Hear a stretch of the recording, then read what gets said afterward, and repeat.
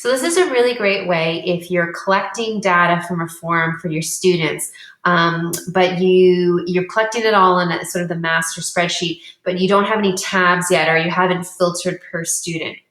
So the first step for this is I've collected data from a form, so just from the students' names, maybe some learning skills, your assignments or your tasks, and then the level of evidence that they achieved on those either assessments or evaluations. The next step was I created tabs down here on the bottom. So to add a tab, you just click the Add Sheet, and then you go in and you rename that particular sheet the name of your student. And then you go back to your master. The reason I have the color coding here is because I've used the conditional formatting tool to color code these. To get now this data into separate tabs is this formula. So you have to create a filter. So you have to put equals filter, and you have to tell it that you're looking from your master data, A through, and I put to T 250 if you had, your rows going across here. Technically, I could have just said master exclamation point A2, this is where my data starts, to D 250.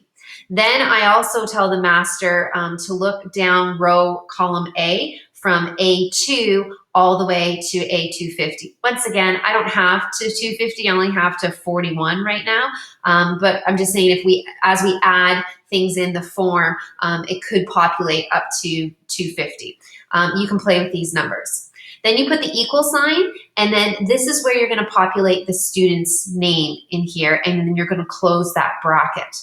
So I'll show you how this works. If I click on a student currently that doesn't have any data in there, this Caroline doesn't have any data, I can take that formula and I can paste it into here.